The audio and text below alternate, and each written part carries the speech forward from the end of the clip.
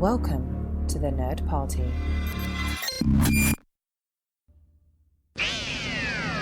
They can travel anywhere in time and space. Off we go into time and space! So all of time and all of space is sitting out there.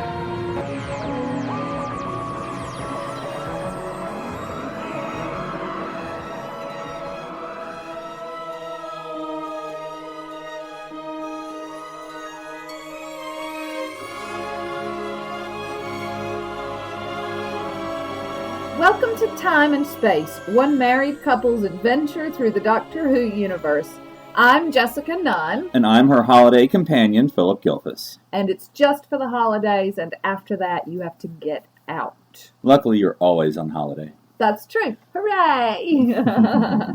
So, it's Christmas today! Happy Christmas, everybody! Merry Christmas! Yay! Okay, it's not really Christmas, but it's got to be Christmas somewhere in time and space, so this week we're going to talk about the first 11th Doctor Christmas special, A Christmas Carol. It aired on Christmas 2010 as a bridge between Matt Smith's first and second series.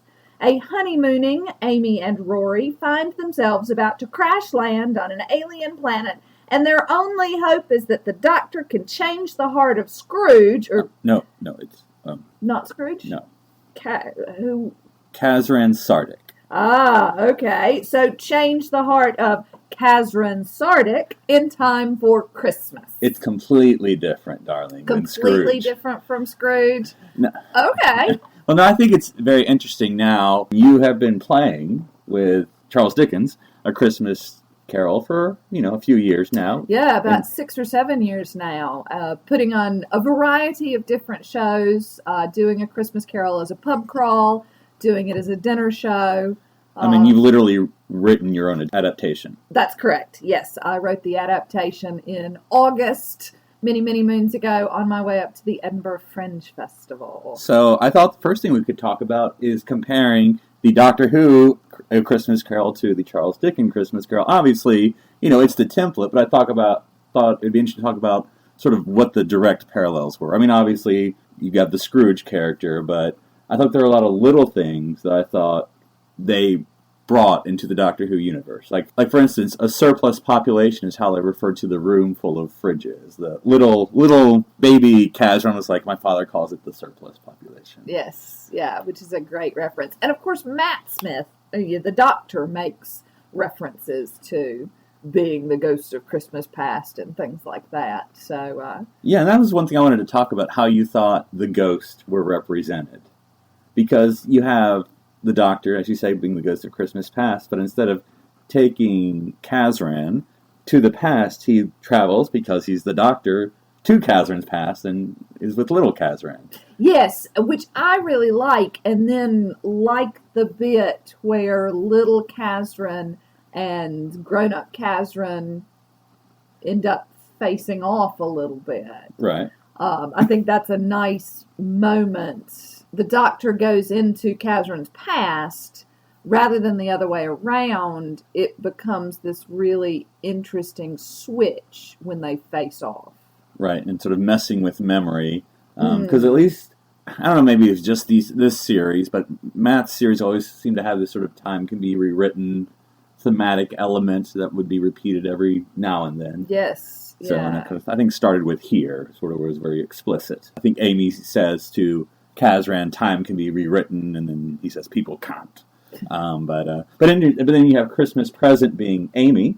Yes, of course. As the hologram, who brings the holograms to Kazran and then makes Kazran a hologram on the spaceship, just sort of representing these are the people who are going to die, give him the confrontation. Yes, and bring him, full into an immersive A Christmas Carol, which is just the way I like them. And then, as you said, I thought it was a spin on Christmas Future, or Christmas Yet to Come, however you want to call it, because I think he or at least, Stephen Moffat wrote this, but Kazran, Stephen, whatever you want to do it, kind of anticipates what you think. Because Katherine says, yes, I know, I'm going to die alone and afraid, as everyone does. What's the big deal? And you're like, oh, well, I guess that's usually what Christmas Future does. Yes. But instead, as you said, they do the spin on it, that it's not him, it's little Katherine. Yes, yeah, which I really like, and I think that's really lovely and sweet because he's got that moment of, I don't care, you can't show me anything. As you say, when they show Scrooge that, when Dickens shows Scrooge his future, that's not the way he wants to live. But Katherine has already come to terms with that.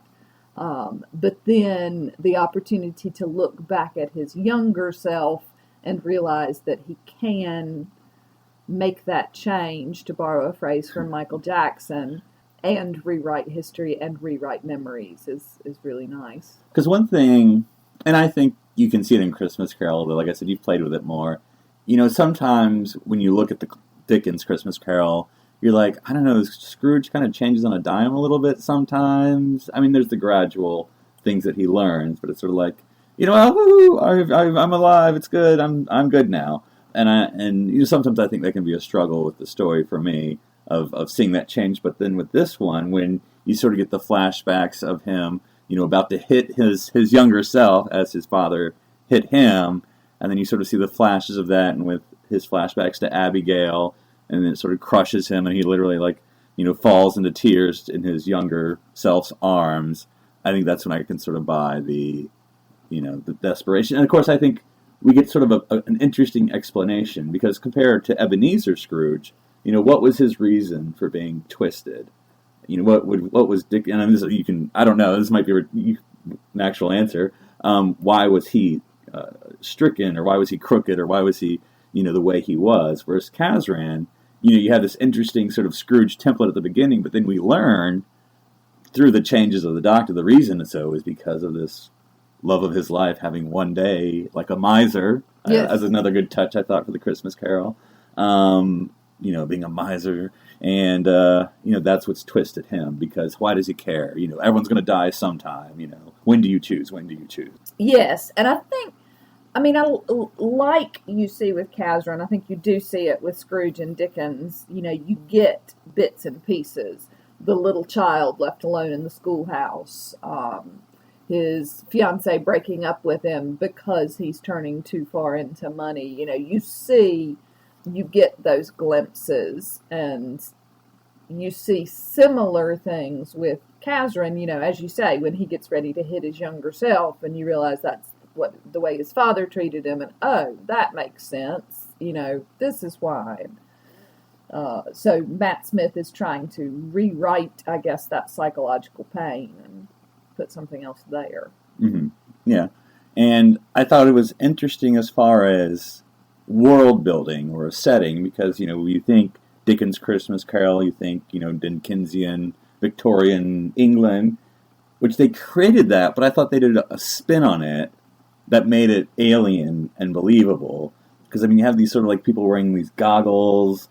Oh yeah, it's Victorian steampunk, absolutely. But then just like the little with the speakers playing the Christmas music, and then of course just the whole concept of fish in the sky and all these things. Yeah, which again is something that Doctor Who is famous for, taking something we're very familiar with and putting down new roots to it. You know, thinking about when the Doctor and Amy and Rory end up in the Wild West, and the cyborg is there, and it's actually a cyborg this time, not a Cyberman, which Phillip keeps fussing at me for confusing the two. But the cyborg and the scientist, the Doctor that he's trying to kill, and you know, so you've got this Wild West world, and it is the 1800s on Earth, but they have electricity because this Doctor has come in and set up electric lights and things like that. I think that's something that Doctor Who does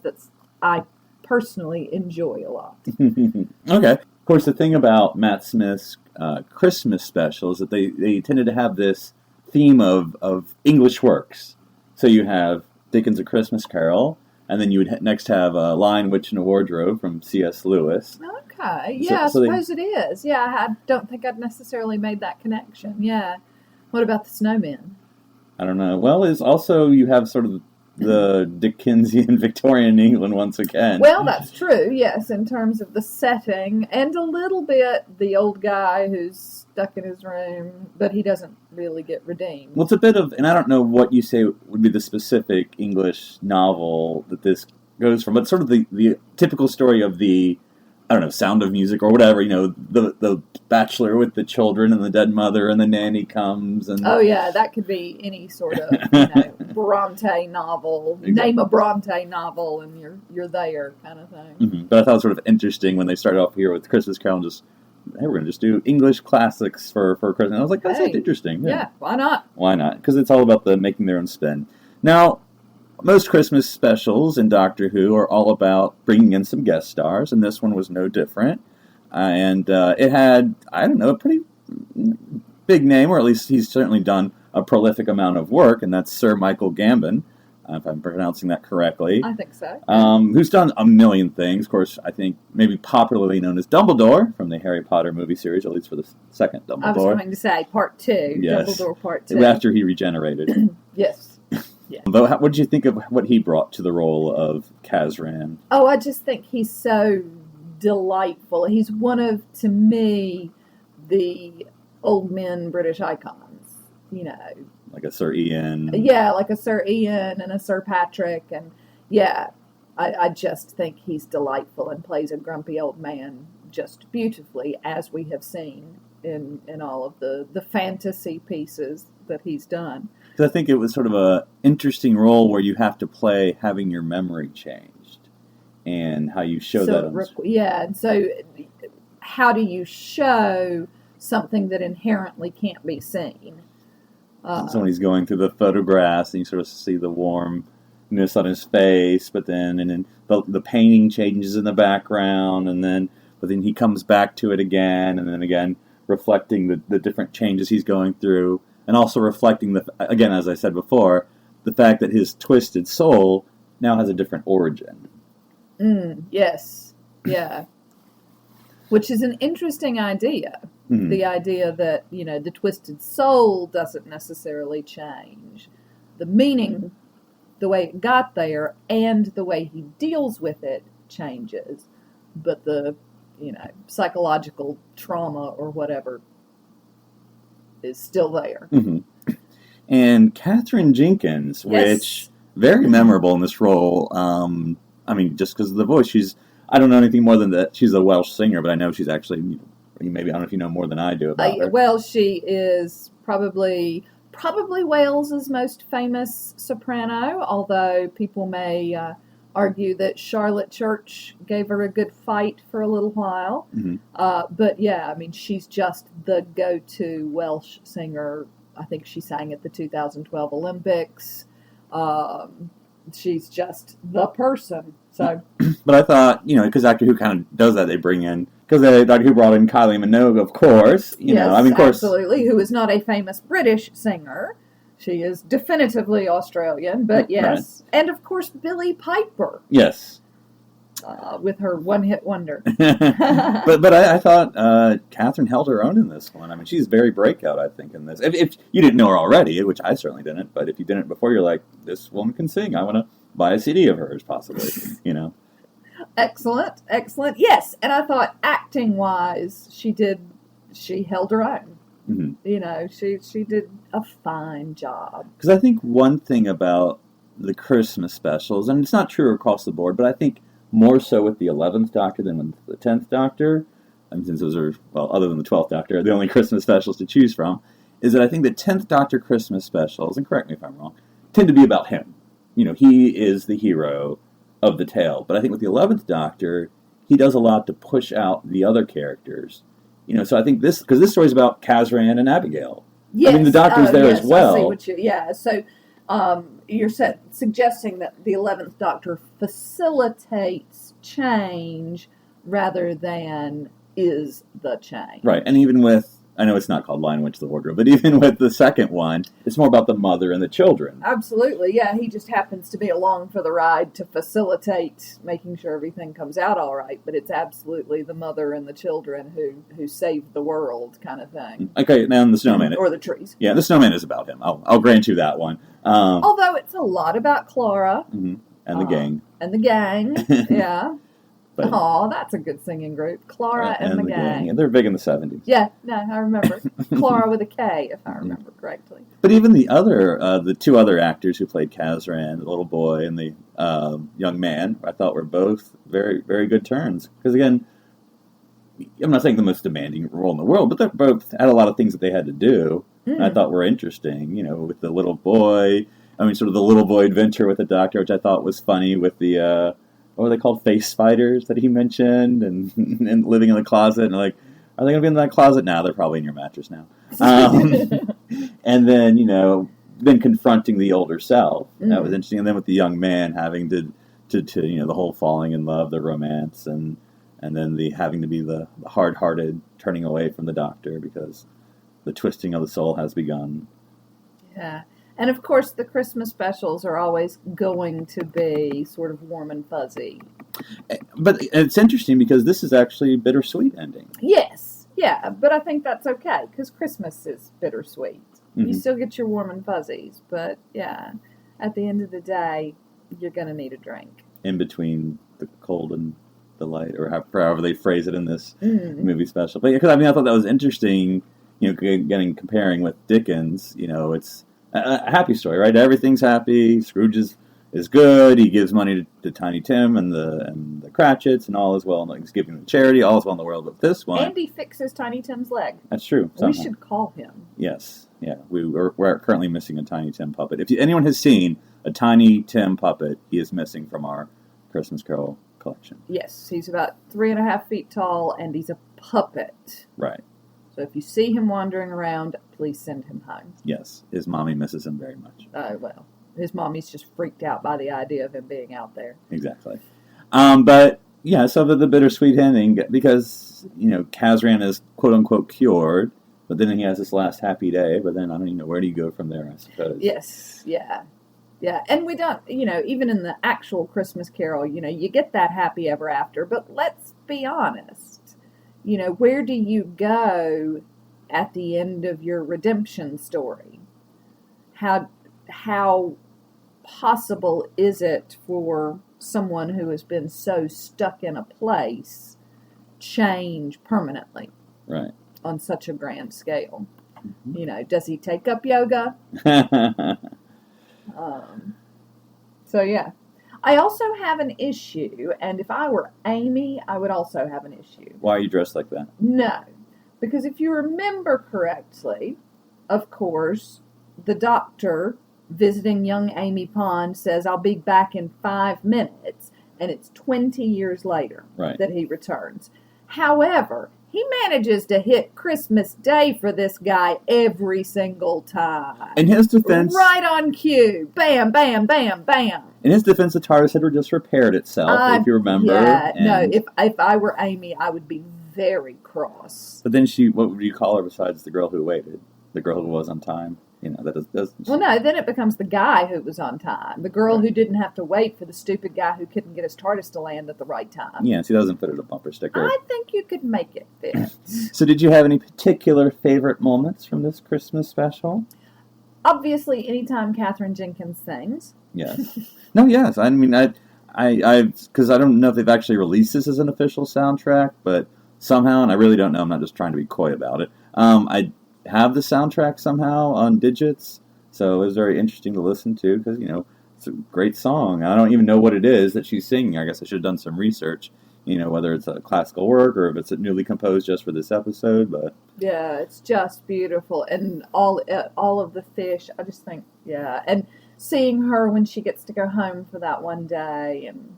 Now, I did have a problem with that part. Of course you did, because you're a miser. Exactly. Scrooge. But no, there's a time problem, because, of course, Doctor Who, and, we see in the beginning of the episode, the old sister, her sister, who's now older, with, I guess, I don't know if that was supposed to be her husband, or her son, or whatever, but there's still the little kid. But when we go back in time to when the sister's young, it's the same little kid. Genetics, that's what I'm going with. Genetics. I mean, to be sure, Kazran looked exactly like his father, so... Well, see? I guess. Genetics. But I feel like they're trying to tell you it's the same kid. I'm like, but it can't It's not. be. It's genetics. I see. Problem. That's all the genetics. Yeah. That's what we're going with. Also, I think one of my favorite moments is literally the Doctor coming down a chimney on Christmas. Yes. I mean, if you're going to make an entrance, the Doctor knows how to make an entrance. And I don't think anybody else, Matt Smith is the only Doctor who could pull that off. Right. Very nimble. Yes, in his floppy way. Mm-hmm. Yeah. And I do love the running gag. Is this just the 11th Doctor, or is this all of sort of New Who, the lottery references, all your help left, they just won the lottery. He's like, we don't have a lottery. Yeah, I know, that's how lucky they are. Yeah. Yeah, I don't know. It does seem to be a running gag, at least. I can't remember if it's the 10th Doctor or just the 11th. There was always the lottery, someone winning. Someone won that's sort of the Doctor's and trick went of getting away, rid of people. I sort of vaguely maybe remember it in the episode when Donna returns, the adipose episode, maybe. Yeah. Like I said, I think it's a bit of a running gag. So yeah, I did like it. that. I like it. How do you get rid of somebody? Lottery. Yeah. Done. And I also love the, with New Who, of course, we have the psychic paper. That's what we use to sort of cut through the, 3 serials of trying to establish why you've suddenly appeared out of nowhere. But my favorite one where, the Doctor introduces himself to baby Katarina as the most responsible adult there is, and the kid's like, I just see fuzzy lines, and the Doctor's like, finally, too big of a lie. Now, I thought, since you have magician friends, how did you appreciate the Doctor's increasingly frustrated use of card tricks? Bless. It's always fun to watch anybody do bad magic. Mm-hmm. Yeah, but again, Matt Smith has this just adorable floppiness to him that he can pull that sort of thing off in a way that I don't think any of the other Doctor Who's could have done. And I know, because of the way you do our, if I can say that, Christmas Carol production, of course we had to have Christmas crackers in the Christmas Carol special. Yeah, with the hats and, Christmas crackers. Those are very elaborate crowns. Was that typical, or is that just like on this alien world they just wear really intricate Christmas crowns? There are different degrees of Christmas crackers. So you can buy the Christmas crackers from Sainsbury's, or you can take a step up and buy them from M&S, or you can take a step up and buy them from a fancier place, and everything goes up. The quality of the toy you get, some of the fancier Christmas crackers, instead of jokes, you have meaningful poetry or sayings. So, those were expensive Christmas crackers. And that was supposed to be a poor family, too. Again, I'm pointing out. I don't know. But maybe one of them won the lottery. Exactly. Well, there isn't a lottery. Exactly. That's what makes it important. And again, because this was the Christmas special, that was sort of between the first series and the second series of Matt, I did like the callbacks to costuming for Amy and Rory. Amy wearing the police outfit from her kissogram days, and Rory in his centurion outfit. Of course. In the honeymoon suite. Bless. Kinky, but bless. Yeah, that's right. Right. Final thought? I would just like to say that I think this is my favorite Christmas special of Doctor Who. There have been a lot of good ones. Other ones I'm like, they're okay. But this one I have watched probably a dozen times at this point because I just enjoy it so. And I think the more I watch, the more I notice things. Like, for instance, very early on in the episode, there's like some lightning flash, and you can see the shark in the clouds before it actually shows up. And so I think if you see that, you'll notice that they foreshadow that shark a lot before he finally shows up. So I think there's a lot to appreciate from repeated viewings of this episode. Yeah, and I really love it. Again, partly because it's just a delightful episode, and partly because Christmas Carol is one of my favorite novellas. So, good one. If you haven't seen it, definitely watch it. If you haven't seen it in a while, go back and revisit it. And you too can have Christmas in February. Or whenever you're listening. Right. So, into the TARDIS library we go.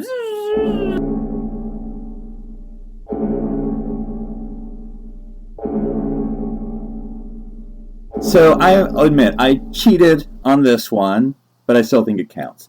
Because we're going to talk about the first Christmas episode of Doctor Who. It's not a cheat. There was a Christmas episode of Doctor Who. And it was the episode called The Feast of Stephen. Now, of course, in Classic Who, and some listeners may know this, it's not meaning to patronize, but I usually refer to them as the serials. It's very, even though each of them do have episode names, like a chapter in a book, usually everyone just talks what the episode or the serial is called. So technically this is in the serial, The Daleks Master Plan. But this episode, we're just going to talk about one episode from that serial because, for one thing, it's a 12-episode serial, and that's a series. Yeah. That's just, I knew if I told you, darling, we're going to need to watch 12 episodes, you would have thrown the microphone out the window. I would have done. Yes. So, but The Feast of Stephen was aired on Christmas, and now I think it's the only episode of Doctor Who to air on Christmas before we started doing Christmas specials with New Who. So feel free to correct me if I'm wrong, listeners, but I believe so. But that's why I wanted to talk about it. So here's a brief synopsis. Actually, it's not really a synopsis, more just a description of what they were trying to do with this one episode that was in the middle of this 12-episode serial, with the first Doctor, I should say. And this was in the 25th of December, 1965. And this was the 7th episode of the serial. Like I said, it aired on Christmas Day. And I'm taking this from TARDIS.wikia. It was decided that it should be a comedic episode with little to do with the overall plot, based on the assumption that viewers would either not be watching or would not want to watch the continuation of a grim Dalek tale on this festive occasion. The episode saw the Doctor turn to the camera in the closing moments and wish the viewer a happy Christmas. Happy Christmas. So Christmas doesn't feature in the episode itself so much. It's mentioned. Right. Oh, that's true. Yes, because the police officers are confused and they keep letting them off the hook because it's Christmas Day. Right. Yeah. Now I know this is a lost episode. This is a lost serial for the most part. I think actually for the whole part. So we did have to watch the reconstruction of the still photos and the audio, which I did see a funny tweet about from a young lady tweeting, "I'm married to a guy who watches still photos of Doctor Who with the audio over it." Yeah. And it wasn't me, so somebody else is married to that guy. But anyway, so I know it's a bit of a challenge to watch it that way, but at least what'd you think of this one episode? No, I enjoyed it. As you say, it's always a challenge just to watch the stills and not actually see the fun things that are happening. But they did do things like when the TARDIS disappeared, they made that happen, and the flashing light and things like that. So that they added bits that made it a little more fun. But this is quite a little zany episode. Right, I suppose I should give a little bit of description. So, again, the overall plot of the serial won't matter for the moment, other than, they're just being chased by the Daleks, I guess, in the TARDIS. But they land on Earth on Christmas Day. The Doctor ends up getting, I guess, arrested. And Stephen, I believe, is the companion for this one. I'm doing this off the top of my head. I apologize. And Katarina, I believe, again, that's off the top of my head, so feel free if I'm wrong. But anyway, those are the two companions. And, Stephen dresses up as a policeman, blah, blah, blah.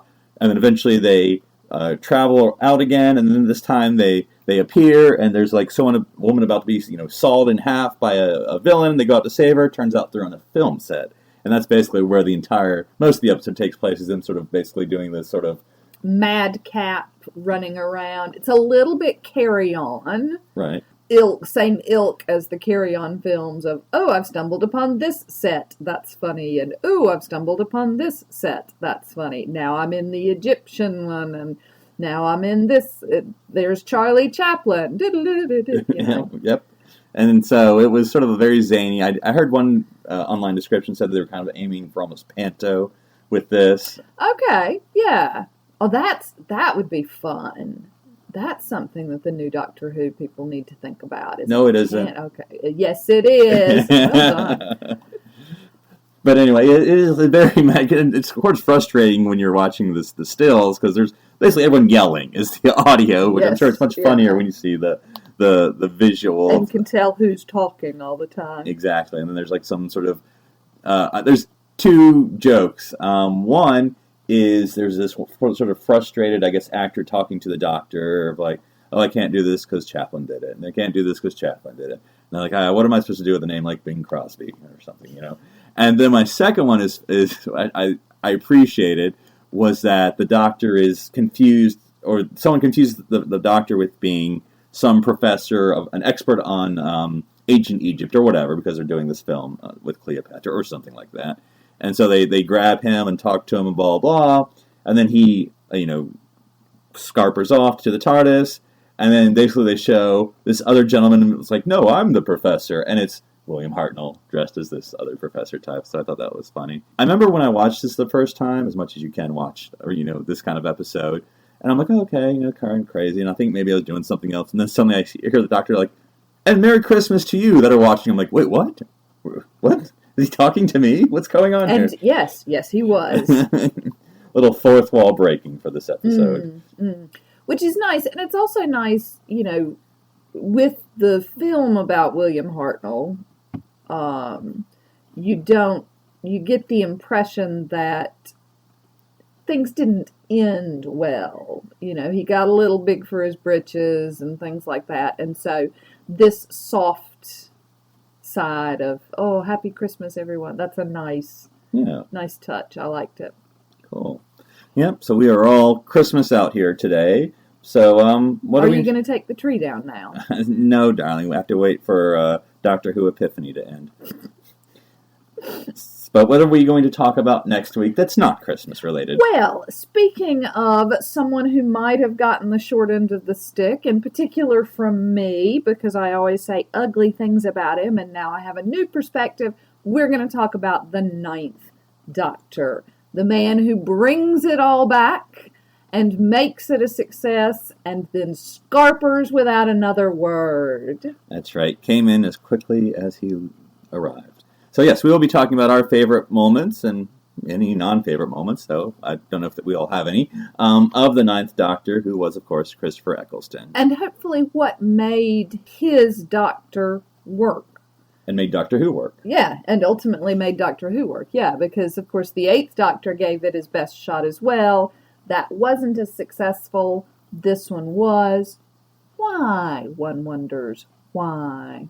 Right, or who. Or who, one wonders. Right. That's not what I was saying at all, darling. Well, until next week, darling, you're my favorite person to spend all the holidays with in all of time and space. Aw, thank you, baby. Let's go build a snowman.